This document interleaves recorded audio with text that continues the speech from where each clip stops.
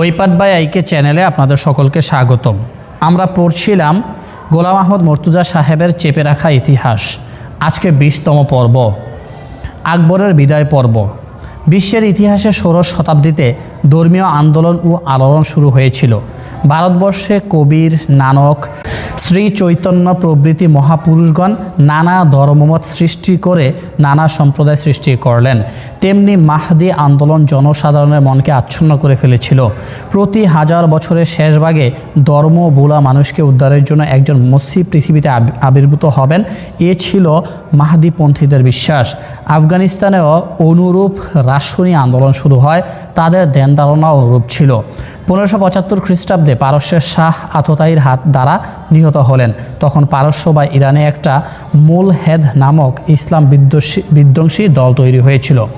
পারস্যের নতুন শাহ সিংহাসনে বসেই চিন্তা করে দেখলেন এ কুৎসিত নোংরা দলটি অদূর ভবিষ্যতে সুন্দর স্বচ্ছ ইসলাম ধর্মের কলঙ্কের কারণ হতে পারে। তাই এ মুলহেদ দলকে নিষিদ্ধ করেন এবং তাদের বন্দী করার আদেশ দেন। কাস্পিয়ান সাগরের উপকূলে তাদের প্রধান ঘাঁটি ছিল। এ ঘাঁটি পারস্যের শাহ আক্রমণ করলে তারা দলে দলে ভারতে আশ্রয় গ্রহণ করেন। সম্রাট আকবরের সাথে তাদের দলনেতারা দেখা করে নিজেদের মত ও পথের কথা বলতে গিয়ে বলে, আমরা জানি এবং বিশ্বাস করি প্রত্যেক যুগে যুগে নবী আসেন। হজরত মুহাম্মদের পর আর কোনো নবী আসবেন না বটে, কিন্তু ইমাম মাহদির আগমনের কথা কিতাবে আছে। তাছাড়া প্রতি হাজার বছর অন্তর একজন মুজাদ্দেদ বা সার্বজনীন ধর্ম বিশারদ আবির্ভূত হন। এখন আরবি হিজরি সালের যে 1000 বছরের পূরণের যোগ আমরা জানতে পেরেছি, এ যোগ সন্ধিক্ষণে আপনি সেই ইমাম মাহদি এবং ধর্ম প্রচারক। অতএব আপনি এগিয়ে আসুন, পালন করুন আপনার পবিত্র দায়িত্ব। সম্রাট আকবর এই রকমই একটা সুযোগের প্রতীক্ষায় ছিলেন। সাম্রাজ্যবাদী আকবর তার রাজনীতির ভালো অঙ্গ হিসেবে এবং ধর্ম জগতে অমর হওয়ার বাসনায় এই দলের নেতাদের নিজের উপদেষ্টা হিসেবে গ্রহণ করেন। কপট সুফি ভাতৃদ্বয় ফৈজি ও আবুল ফজল এবং তাদের পিতার সাথে আকবরকে সান্নিধ্য লাভের ফলে আকবরের ধর্মজীবন বিশেষভাবে প্রভাবিত হয়। তারা আকবরকে দর্শন ও ধর্মীয় আলোচনার জন্য ফতেপুর সিক্রেতে ইবাদতখানা নির্মাণ করতে উৎসাহ প্রদান করে। পরে সম্রাট বিভিন্ন ধর্মাবলম্বী পণ্ডিতদের তার ইবাদতখানায় আমন্ত্রণ জানাতে শুরু করেন। 1580 খ্রিস্টাব্দে আকু আডিব ও মনসারেটের জেসুইট মিশনকে অর্থাৎ খ্রিস্টান মিশন আকবর তার সভায় সাদরে গ্রহণ করেন। তিনি জুরেস্টীয় ও জৈব ধর্মের পণ্ডিতদেরও সভায় স্থান দিয়েছিলেন। আর হিন্দু পণ্ডিতগণ তো পূর্ব থেকে এই সভায় বহালি ছিল। ধর্ম বিষয়ক পরামর্শদাতা ছিলেন আবুল ফজলের পিতা শেখ মোবারক। তিনি সর্ববিষয়ে আকবরের মনোরঞ্জনের উপায় উদ্ভাবন করতেন বলে আকবর তাকে খুব সমীহ করতেন। শেখ মোবারক নানা যুক্তিতর্কের অবতারণা করে আকবরকে প্রমাণ করে দিলেন যে ওলামাগণ ইসলামের ভুল ব্যাখ্যা করেন। অপরাপর ধর্মের মধ্যে কিছু ভুল বুঝাবুঝি আছে, যার ফলে বিদ্বেষ, একগিয়ে গোঁড়ামি এবং সম্প্রদায়গত আক্রমণভাবের ভাব পরিলক্ষিত হয়। নিরক্ষর সম্রাট আকবরের ধর্মপ্রবণতা নতুন খাতে প্রবাহিত হলো। সাম্রাজ্য লিপসু উচ্চ বিলাসী সম্রাট আকবরের জীবনে পূর্ণ বর্ণিত ফার্সি ধর্মগুরুর আশ্চর্য প্রভাব দেখা যেতে লাগলো। এ সময়ে শেখ মোবারক তাকে পরামর্শ দিলেন, যেহেতু তিনি রাষ্ট্রের সর্বময় কর্তা, সেহেতু তিনি ধর্মনেতাও হতে পারেন। ধর্মগুরু হওয়ারও পরামর্শে আকবর বিশেষভাবে আকৃষ্ট হলেন। এদিকে দরবারের পণ্ডিত ও সভাসদগণ শঠে শঠং নীতি গ্রহণ করেন। তারা সম্রাটকে আল্লাহর আসনে বসিয়ে দিল্লীশ্বর জগদীশ্বর এর আওয়াজে ভারতবর্ষের এক প্রান্ত থেকে অপর প্রান্ত পর্যন্ত মুখরিত করে তোলে তার প্রতি কৃত্রিম আনুগত্য প্রকাশ করতে লাগলেন। সে উদ্দেশ্যে 1557 খ্রিস্টাব্দে এক হিন্দু কবি রচনা করলেন, হেথা এক দেশ আছে নামে পঞ্চগৌর, সেখানে রাজত্ব করেন বাদশাহ আকবর। অর্জুনের অবতার তিনি মহামতি, বীরত্বে তুলনাহীন জ্ঞানে বৃহস্পতি। ত্রেতা যুগে রাম হেন অতি সযতনে, এই কলি যুগে বুপ পালে প্রজাগণে। পণ্ডিতগণের এই ধরনের চাটুকারিতা আর সেই যুগের কিছু স্বার্থান্বেষী মৌলবাদের অন্তর্বিবাদ ও মতভেদ তার ভাবান্তর বা ইসলাম ধর্মের প্রতি অবহেলার অন্যতম কারণ ছিল। দরবারে আকবরের পাশে কে বেশি নিকটবর্তী হয়ে বসবেন তাই নিয়ে বিবাদ হওয়াতেও আকবরের ভাবান্তর হয়। তবে আকবরের উৎসাহ ও পরামর্শদাতারা তাকে বিশেষভাবে নতুন ধর্ম সৃষ্টিতে উৎসাহিত করল। তেমন কেউ পরবর্তীকালে নতুন ধর্মে দীক্ষিত হননি। বলা বাহুল্য, ইসলাম ধর্মের সর্বনাশ সাধনের যাদের উদ্দেশ্য ছিল তারা কেবলমাত্র এই উদ্দেশ্য চরিতার্থ করার জন্য কপট আনুগত্য প্রকাশ করেছিলেন। ধর্মগুরু হওয়ার পথে আকবর ক্রমান্বয়ে এগিয়ে চললেন। 1579 খ্রিস্টাব্দে ফতেপুর সিক্রির প্রধান মসজিদে আকবর তার বিশেষ দালাল দলকে ওলামা সাজিয়ে পাঠিয়ে দিলেন। পরে নিজে মসজিদের গেটে সাড়ম্বরে উপস্থিত হন। তার আগমনে এ মসজিদকে জমকাল করে সাজানো হয়েছিল। যখনই আকবর সেখানে উপস্থিত হলেন, অমনি সে নকল ওলামা আর বহুরূপী সভাসদগণ নামাজ ত্যাগ করে অত্যন্ত সম্মানের সাথে তাকে মসজিদের অভ্যন্তরে মিম্বারে বসালেন। হজরত মুহাম্মদ সাল্লাল্লাহু আলাইহি ওয়াসাল্লামের সময় থেকে প্রতি শুক্রবার জুমার নামাজের পূর্বে যে আরবি বক্তৃতা হতো তা বাতিল করে আকবরের গুণগান সম্বলিত কবিতা পাঠ করার ব্যবস্থা করা হয়েছিল। সে কবিতার রচয়িতা ছিলেন ফৈজি। ঠিক হয়েছিল যে আকবর নিজে সেটা পাঠ করে শোনাবেন বিরাট জনতাকে, আর সকলে সমস্বরে আল্লাহু আকবার অর্থাৎ আকবরই আল্লাহ বলে ধ্বনি দিবেন, এবং সে সাথে আকবর তার নতুন দিনে ইলাহি ধর্মে দীক্ষিত হতে আদেশ দিবেন। আকবর ফৈজির লেখা নিজ গুণগান সম্বলিত কবিতা হাতে নিয়ে দণ্ডায়মান হলেন। কিন্তু ঐতিহাসিক নাটকীয় ঘটনা এটাই যে মাত্র 3 লাইন কবিতা আবৃত্তি করেই আকবর চোখে যেন কুয়াশাচ্ছন্ন অন্ধকার দেখতে লাগলেন। তবু মনকে চাঙ্গা করে আবৃত্তি করতে লাগলেন, কিন্তু পারলেন না। তিনি যেন নিজ কানে শুনতে পাচ্ছিলেন নিজের বুকের স্পন্দন।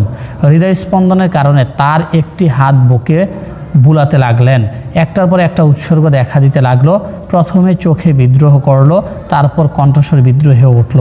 শেষে তাকে মিম্বরের উঁচু ধাপ থেকে নিচে নেমে আসতে হলো। সকলেই হতবাক, সমস্ত প্রোগ্রাম পণ্ড। অবশেষে কোনো রকমে বললেন, জোর করে নয়, ইচ্ছা করলে যে কেউ এ নতুন ধর্ম দিনে ইলাহি গ্রহণ করতে পারে। এক ইংরেজ ঐতিহাসিক আকবরের হৃদকম্পন আর মিম্বর থেকে নিচে অবতরণের ঘটনাকে কেন্দ্র করে লিখেছেন, কিন্তু এ ঘটনায় যে ভাবাবেগের সঞ্চার হলো তাহা যে দৃঢ়চিত্ত প্রবল শত্রুর মোকাবেলায় কখনো বিচলিত হয় নাই তাহাকে অভিভূত করিয়াছিল। যে হৃদয় সকল বিপদে শান্ত থাকিত তা দ্রুত স্পন্দিত হইতে লাগিল। যে কণ্ঠস্বর যুদ্ধের তুমুল হট্ট নিনাদ ছাপাইয়া ঊর্ধ্বে স্রোত হইত, এক্ষণে বালিকার কণ্ঠের ন্যায় তাহা ভাঙ্গিয়া পড়িল। প্রথম 3 ছত্রের উচ্চারণ সমাপ্ত করার পূর্বেই এই সম্রাট নবীকে সেই উচ্চ মঞ্চ হইতে নামিয়া আসিতে হইল। আকবর 1587 সনে কাজী বা মুফতির বিচার ব্যবস্থার বিরোধ সাধন করে এর পরিবর্তে তিনি নতুন আইন, সোজা কথা খিচুড়ি আইনের প্রবর্তন করেন। এ ঘটনায় স্বভাবতই অমুসলিম অনেকে আকবরের প্রতি শ্রদ্ধাবান হতে পারেন। তবে আকবর যদি পুরো হিন্দু হয়ে যেতেন তাহলে এ মারাত্মক অভিযোগ থেকে তিনি বাঁচতে পারতেন। কিন্তু তিনি হিন্দুও হননি, আবার তাকে পুরোপুরি মুসলমানও বলা কঠিন। উপরন্তু দেখা যায় তিনি ভিতরে মুসলমান হয়ে তওবা করে অনুতাপ ও অনুশোচনা করে নিজের জীবনে সহস্র সহস্র ধিক্কার দিয়ে প্রাণত্যাগ করেন। তাহলে তিনি হিন্দু ও মুসলমান উভয় জাতির সাথেই সমানভাবে বিশ্বাসঘাতকতা করে গেছেন বলে মনে হয়। হিন্দুদের খুশি করতে যত রকম ব্যবস্থা আছে তা তিনি করেছিলেন, আজ তা প্রমাণ হতে চলেছে। কিন্তু আসলে তার মধ্যে কোনো আন্তরিকতা ছিল না, মৌখিক ছিল সবই। তার রাজনৈতিক চালাকিকে নিছক উদারতার অভিনয় ছাড়া আর কিছু বলা যাবে না। 1558 খ্রিস্টাব্দে রাজা ভগবান দাসের বাগ্নে দত্তক পুত্র এবং উত্তরাধিকারী মানসিংহকে আকবর তার নতুন ধর্মে দীক্ষা গ্রহণ করতে অনুরোধ বা আদেশ করেছিলেন। কিন্তু তিনি যা জবাব দিয়েছিলেন তা চমকপ্রদ ও উল্লেখযোগ্য। মানসিংহ বলেছিলেন, যদি জীবন উৎসর্গ করার সংকল্পই হয়, মহামান্য সম্রাটের মতবাদ গ্রহণের একমাত্র অর্থ তাহা হইলে আমার ধারণা আমি যে সম্রাটের একজন বিশ্বস্ত অনুসারী তাহার প্রমাণ আমি যথেষ্টই দিয়েছি। কিন্তু আমি একজন হিন্দু, সম্রাট আমাকে মুসলমান হইতে বলেছিলেন না। আমি তৃতীয় কোনো ধর্মের কথা অবগত নহি। নবরত্নের অন্যতম সদস্য রাজা ডোডরমল আকবরের ধর্ম প্রত্যাখ্যান করেছিলেন এবং তিনি 1590 খ্রিস্টাব্দে হিন্দু অবস্থাতেই পরলোক গমন করেন। আকবরের একান্ত অনুগত বীরবল ও অন্যান্য 17 জন ছাড়া আর কেউ দিনে ইলাহি ধর্ম গ্রহণ করতে সম্মত হননি। তাছাড়া এ 18 জন কেবল উঁচু রাজপদ ও অর্থের লোভে এ নতুন ধর্ম গ্রহণ করেছিলেন। এখানেও আকবরের সবচেয়ে সবচেয়ে লজ্জাকর পরাজয়, কারণ একজন সহায় সম্বলহীন ফকির দরবেশও মৃত্যুর পূর্বে শত সহস্র মুরিদ বা শিষ্য রেখে যেতে পারেন, অথচ আকবর দণ্ড মুন্ডর কর্তা বা জগদীশ্বর হয়েও মাত্র 18 জন শিষ্য পেয়েছিলেন। শিষ্যের এই সীমাবদ্ধতা তার পরাজয় ও অসাফল্য প্রমাণ করে। যা হোক, আকবরের মৃত্যুর পর আকবর অদৃশ্য বটে, কিন্তু তার রূপিত বিষবৃক্ষ ভারতের বুকে ইসলামী শিক্ষা ও সংস্কৃতির উপর দারুণভাবে আঘাত হানে, যার জের এখনও বিদ্যমান। দ্বীনে ইলাহি সম্পর্কে বিখ্যাত ঐতিহাসিক ডক্টর স্মিথ বলেন, এ ধর্মবিশ্বাসীরা হাস্যকর আভিজাত্য এবং অসংযত স্বৈরাচারের স্বাভাবিক ফল। অন্যত্র তিনি আরও বলেছেন, এটা আকবরের ভুলের সৃষ্টি, জ্ঞানের নয়। আকবরের কার্যকলাপ ও চরিত্র সম্পর্কে পূর্বে আলোচনা যদিও হয়েছে, তবুও এখানে আরও কিছু মূল্যবান তথ্য পরিবেশন করা হচ্ছে। আজও ভারতের হিন্দু সম্প্রদায়ের অনেকে খামের উপর 74 লেখেন। এর অর্থ হচ্ছে অত্যাচারী মুসলমানেরা নাকি এত হিন্দু ব্রাহ্মণ হত্যা করেছিলেন যে তাদের পৈতার ওজন হয়েছিল 74 মণ। এখন প্রশ্ন, কে সে মুসলমান অত্যাচারী? নাম না জানলে হয়তো অনেকে মনে হতে পারে আওরঙ্গজেব, হুমায়ুন, শেরশাহ, বাবর প্রভৃতির রাজা বাদশাহ কেউ, না হয় নাদির অথবা মুহাম্মদ বিন কাসিম। কিন্তু যদি বলা হয় আকবর, তাহলে হয়তো অনেকে চমকে উঠতে পারেন। তাই শ্রী বেনু গঙ্গোপাধ্যায়ের চিতরগড়ের কথা থেকে কয়েক লাইন তুলে দিচ্ছি। 74.5 কথা শুনেছ নিশ্চয়ই। কথাটার ব্যবহার কেন হয়েছিল জানো? চিঠি লিখে খামের পিছনে 74 লেখা হয়, কেননা যাতে করে খামটা কেউ না খুলে, যদি খুলে পাপের বাগী হবে। গল্পটা ইতিহাসের। আকবর বাদশাহ হুকুম দিলেন যুদ্ধে যত লোক মরেছে তাদের পৈতাগুলো ওজন করতে। তাই করা হলো। দেখা গেল ওজন হয়েছে 74.5 মণ। যদি পৈতার ওজন 74.5 মণ হয়, তাহলে অনুমান করো কত হাজার লোক মরেছিল যুদ্ধে। গল্পটা আজ হয়তো ঠিক বিশ্বাস করতে ইচ্ছা হয় না, তবে ঘটনাটি ঘটেছিল চিতরে। তবুও তাকে মহামতি বলতে হবে, যত হত্যাই তিনি করুন না কেন। যদি তিনি অসংখ্য ব্রাহ্মণ হত্যাকারী, তবুও তিনি তো ইসলামের শত্রুতা করেছিলেন। অবশ্য তাকে মহামতি বানালে অন্তত মুসলমান বুদ্ধিজীবীরা আকবরের মতো হিন্দু ভাবাপন্ন হয়ে যাতে উদার উপাধি পান, সে রাস্তা পরিষ্কার হবে। ইংরেজদের ইনজেকশন সত্যিই সাংঘাতিক। দাবা খেলা আজও প্রচলিত আছে। দাবা খেলায় মানুষ গুটি ব্যবহার করে। কারো খুঁটি কাঠের, কারো হাড়ের, কারো বা হাতির দাঁতের, কারো রূপার, আবার কেউ ব্যবহার করে সোনার খুঁটি। আকবরও দাবা খেলতেন। তার গুটি হয়তো সোনার কিংবা মূল্যবান পাথরের হবে বলে সাধারণের ধারণা। কিন্তু আগেই বলেছি, তার চরিত্র বিকৃতি মাত্রাতিরিক্ত হয়ে গিয়েছিল। আকবরের দাবা খেলার গুটি ছিল জড় পদার্থ নয়, জীবন ষোড়শী যুবতী সুন্দরী নারী। সে নারী নিয়ে হার জিত হতো, আর জিতে নেয়া নারীদের ব্যবহার করা হতো আনন্দের সামগ্রী স্বরূপ।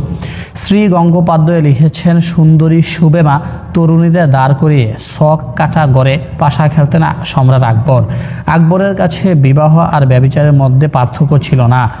কোনো পণ্ডিত বলেছেন, বিজ্ঞানীদের রাজকন্যাকে আকবর বিয়ে করেছিলেন। আবার তারই গর্বের সাথে খ্রিস্টানদের অবাধ মেলামেশা করার ক্ষেত্রে আকবরের যথেষ্ট উৎসাহী ছিল। তারই গর্বে একটি সুন্দর সন্তান হয়েছিল। আকবর সে নবজাতকের নাম তার মদ পানের সাথে মিস্টার দানিয়েলের নাম অনুসারে রেখেছিলেন দানিয়েল। ইসলাম ধর্মে ভাগ্য গণনা বা হাত গণনা ইত্যাদি বিশ্বাস করা মারাত্মক অপরাধ।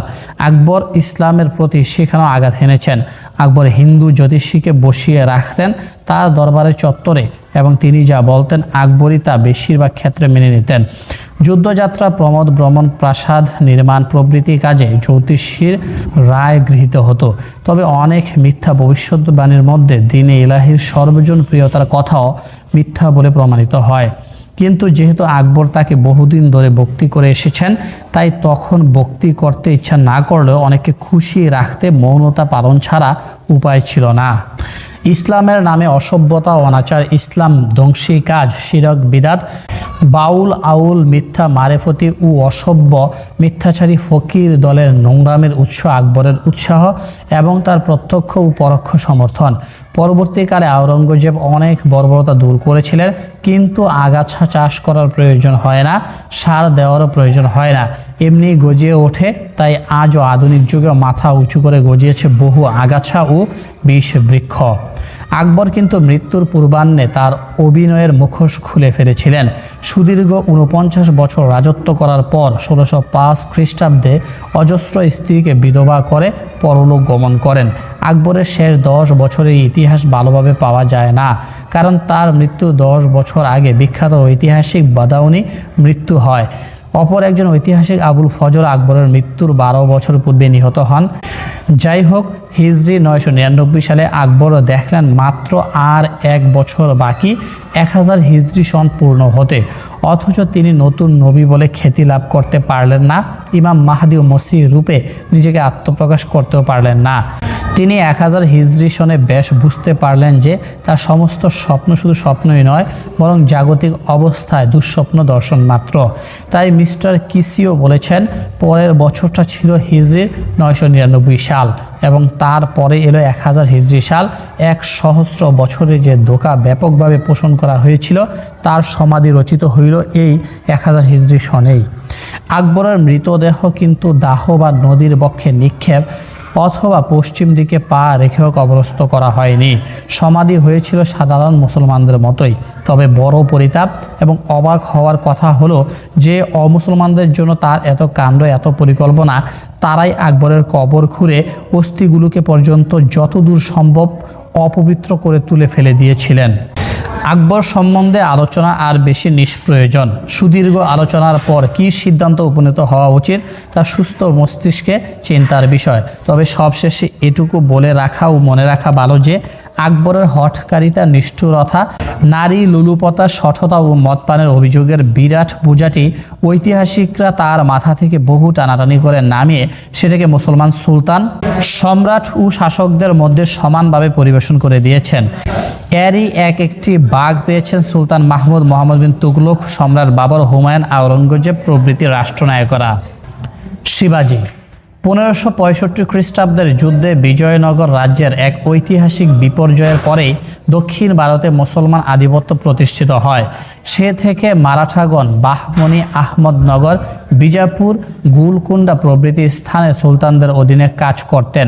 যে সমস্ত মারাঠা পরিবার সুলতানদের অধীনে রাজকর্মের ভিত্তিতে আর্থিক ও সামাজিক প্রতিষ্ঠা লাভ করেছিলেন তাদের মধ্যে ভোঁসলে পরিবার অন্যতম। কৃষি কর্মই ছিল ভোঁসলেদের পারিবারিক ভিত্তি। শিবাজির পিতা শাহজি ভোঁসলে প্রথমে নিজাম শাহী সুলতানের অধীনে, পরে বিজাপুরের আদিল শাহী সুলতানের অধীনে চাকরিতে যুক্ত থেকে বেশ প্রতিপত্তি বাড়িয়েছিলেন। উত্তর ভারতের মুঘল আর দক্ষিণ ভারতের সুলতানদের মধ্যে যুদ্ধ বিগ্রহের সুযোগে তারা সুলতানি ও মুঘল সাম্রাজ্যের দুর্গ দখল ও লুঠতরাজ করতেন। ধর্মগুরু রামদাসের শিক্ষা দীক্ষায় উদ্বুদ্ধ হয়ে শিবাজি মারাঠিদের জাতীয় চরিত্র আরও সংগঠিত করেন। শিবাজি জুরানের কাছে শিবনের পার্বত্য দুর্গে জন্মগ্রহণ করেন। স্বামী শাহজি ভোঁসলের অনাদরের জন্য জিজাবাই ও শিশু শিবাজি দাদাজি কুন্দর নামে এক ব্রাহ্মণের আশ্রয় গ্রহণ করেন। মারাঠিদের শৌর্য বীর্যের ঐতিহ্যই ছিল শিবাজির চরিত্রের প্রধান ভিত্তি। শিবাজিকে সাধারণত ইতিহাসে মনে হয় তিনি আদর্শবীর, বিরাট যোদ্ধা, সুকৌশলী এবং আওরঙ্গজেবের চরম প্রত্যক্ষ প্রতিদ্বন্দ্বী। আরও ধারণা করা হয় যে আওরঙ্গজেব নাকি শিবাজির কাছে বারবার পরাজয় বরণ করে নাজেহাল হয়েছিলেন।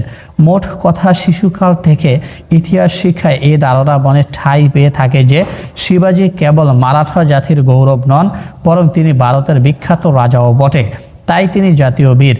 আর তাই ভারতের প্রধানতম ফটক বোম্বাই এ শিবাজির মূর্তি বীর বেশে স্থাপিত হয়েছে। সমালোচকদের অপর পক্ষ কিন্তু শিবাজিকে সামান্য সৈনিক, দস্যু, পাহাড়ি ইঁদুর, বিশ্বাসঘাতক এবং অকৃতজ্ঞ বলে মনে করেন। নিরপেক্ষ পাঠকদের কাছে অবশ্য এ নিয়ে সমীক্ষার প্রয়োজন। তবে আকবরের ভুলভ্রান্তি ইচ্ছাকৃতভাবে ঢাকা দিয়ে যারা তাকে মহামতি আকবর দি গ্রেট, দিল্লীশ্বর ও জগদীশ্বর উপাধি দিতে কুণ্ঠাবোধ করেননি, তারা নিজ গুণে ঠিক বিপরীত পন্থায় আওরঙ্গজেবের নিন্দা বা তাকে হেয় করে প্রকাশ করতে পারেন। সুতরাং আওরঙ্গজেবের সাথে যাদের যত বিবাদ বিস্বাদ, তারাই হবেন তত বীর, তত বাহাদুর। শিবাজির ক্ষেত্র ঘটেছিল কিনা তা ভাববার বিষয়। আওরঙ্গজেবের রাজত্বকাল দাক্ষিণাত্যে এক নতুন জাতির অভ্যুত্থান হয়, সেটা হলো মারাঠা জাতি। মারাঠা জাতি যাযাবর দস্যুবৃত্তিতে চিরদিনের জন্য ইতিহাসে কুখ্যাতই ছিল। রাতের অন্ধকার যারা অতর্কিত বিভিন্ন গ্রাম ও শহরবাসীদের উপর চড়াও হয়ে লুটতরাজ ও অগ্নিসংযোগ করে দম দৌলত অর্থ সম্পদ নিয়ে চম্পট দিত। আমাদের বাংলাদেশে পর্তুগিজ মগ দস্যুদের মতো মারাঠা বর্গী জাতীয় কুখ্যাত ছিল।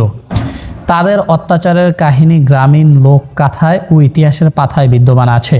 মারাঠা বর্গীদের নিষ্ঠুর অত্যাচারে মানুষ এত আতঙ্কগ্রস্ত ছিল যে কুচি বাচ্চাদের কান্না থামাবার জন্য বাংলার মায়েরা এখনও তাদের অত্যাচারের কথা তুলে ধরেন। ছেলে গোমালো পাড়া জুড়ালো, বর্গী এলো দেশে, বুলবুলিতে দান খেয়েছে, খাজনা দিব কিসে। শিবাজির পিতা শাহজি ভোসলে আহমদনগরে উচ্চ পর্যায়ের সামরিক কর্মচারী ছিলেন। তিনি তার প্রথম স্ত্রী জিজাবাইকে নানা কারণে উপেক্ষা করতে থাকেন। তখন জিজাবাই শিশু শিবাজিকে নিয়ে উল্লেখিত ব্রাহ্মণের আশ্রয় গ্রহণ করেন।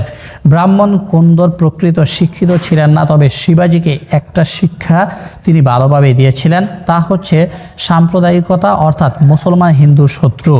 নিরক্ষর শিবাজির হৃদয় ফলকে কুন্দদেবের কথা বিষ বৃক্ষ রোপণের এক শক্ত বুনিয়াদ সৃষ্টি করে। শিবাজি বড় হয়ে কুন্দদেবের কথা বাস্তবায়িত করতে লাগলেন। সে সময় মাওয়ালি নামে অসভ্য এক পার্বত্য জাতির সাথে শিবাজির মিলন হয়। শিবাজি তাদের এই আশ্বাস দিয়ে হাত মেলাতে বলেন যে তারা তার অধীনে যদি লুটতরাজে সামিল হয় তাহলে প্রত্যেকের অংশে মোটামুটি ভালো বখরা পড়বে এবং ভবিষ্যতে মোগল রাজধানী পর্যন্ত লুট করা যেতে পারে। শিবাজি মাওয়ালি জাতিকে নিয়ে একটা সৈন্যবাহিনী গঠন করে বিজাপুর রাজ্যে বারবার হানা দেন। এ ব্যাপারে বিজাপুরের সুলতান শিবাজির উপর ক্রুদ্ধ হয়ে শিবাজির পিতা শাহজিকে বন্দী করেন। পিতাকে উদ্ধার করার শক্তি শিবাজি ছিল না, তাই শিবাজি তার মুক্তির জন্য সম্রাট শাহজাহানের কাছে অনেক অনুনয় বিনয়ের সাথে আবেদন করেন। সম্রাট শাহজাহানের মধ্যস্থতায় শাহজি মুক্ত হন। কিছুদিন চুপ থাকার পর 1656 খ্রিস্টাব্দে শিবাজি অন্যায়ভাবে জাওয়ালি অধিকার করেন। আওরঙ্গজেব তখন বিজাপুরের বিরুদ্ধে যুদ্ধে ব্যস্ত ছিলেন। সে অবসরে মোগল সাম্রাজ্যের দক্ষিণ পশ্চিম ভূভাগ তিনি আক্রমণ করেন। সম্রাট সংবাদ পেয়েই সেখানে মুঘল সৈন্য প্রেরণ করে মারাঠাদের বিতাড়িত করেন। শিবাজি হতমান হলেও আক্রমণের সংকল্প তখনও তার ছিল। অবশ্য মনে রাখা প্রয়োজন যে সে সময় আওরঙ্গজেব পিতার অসুস্থতার সংবাদে দিল্লি ফিরে যান। সেটা ছিল 1658 খ্রিস্টাব্দ। শিবাজি আওরঙ্গজেবকে খুব ভয় করতেন, তাই সরাসরি প্রতিদ্বন্দ্বিতা না গিয়ে এ সুযোগটা গ্রহণ করলেন। তাছাড়া দিবালোকে সম্রাটের সাথে সম্মুখে সমরে অংশগ্রহণের সাহস আদৌ তার ছিল বলে কোনো প্রামাণ্য ইতিহাস পাওয়া যায় না। শ্রী বিনয় ঘোষও তার 12 জনের ইতিহাসের 62 পৃষ্ঠায় লিখেছেন, পিতার অসুস্থতার সংবাদ পাওয়া আওরঙ্গজেব দাক্ষিণাত্য ছাড়িয়ে চলে গিয়েছিলেন। তারপর শিবাজির মৃত্যুর 2 বছর পরে আবার দাক্ষিণাত্যে ফিরে আসে। শিবাজির মৃত্যু হয় 1680 খ্রিস্টাব্দে। 1658 থেকে 1680 এ আওরঙ্গজেবের দাক্ষিণাত্যে আসেন। অতএব আওরঙ্গজেব শিবাজির প্রবল প্রতিদ্বন্দ্বী হলে এ সময়ের মধ্যে সারা দাক্ষিণাত্য জয় করে নিতে পারতেন। তাছাড়া শিবাজি সারা জীবনে কোনো যুদ্ধে আওরঙ্গজেবকে দেখতে পেয়েছিলেন কিনা তা সন্দেহ। তাই শিবাজি যে সম্রাট আওরঙ্গজেবকে বারবার পরাজিত করেছিলেন এ কথা সঠিক নয়।